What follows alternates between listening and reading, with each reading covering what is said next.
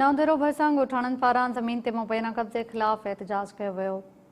नवदेरो अलॻि ॻोठ बचल गोपांग वासियुनि एहतजाज कंदे चयो त अली हैदर गोपांग, ज़मीर सिद्दीक़, अली मोहम्मद गोपांग हथियारनि जे ज़ोर ते ज़मीन ते कब्ज़ो करे वरितो आहे।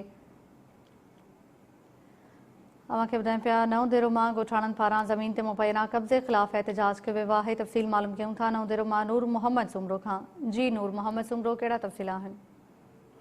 जी तारा, नवदेरो भरिसां ॻोठ बचल गोपांग जे रहवासियुनि मासूम ॿारनि समेत ज़मीन ते कब्ज़े ख़िलाफ़ प्रेस क्लब पहुची एहतजाज कयो।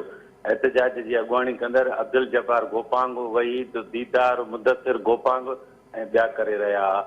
उन मौक़े ते उन्हनि ॻाईंदे चयो त पीर अशन शाह भरिसां असांजी ज़रई ज़मीन आहे, जंहिं ते ॻोठ सैदूदेरे जे रहवासियुनि अली हैदर गोपांग, ज़मीर सिद्दीक़ हथियारनि जे ज़ोर ते असांजे ज़मीन जा बना कटे असां मथां तशदुद करे ज़मीन ते कब्ज़ो कयो आहे। जॾहिं त असां नवदेरो थाणे ते इंती पिणु दाख़िल कराई आहे, पर पुलिस जवाबदारनि ख़िलाफ़ कार्रवाई नथी करे। जवाबदार बाअसर हुअण सबबि पुलिस ख़ामोश तमाशाई बणियल आहे। जवाबदार तुर असांखे ज़मीन ते वञण खां रोके रहिया आहिनि ऐं मोतमार धमकियूं ॾेई रहिया आहिनि त जेकॾहिं ज़मीन ते ईंदव त तव्हांखे मारे छॾींदासीं।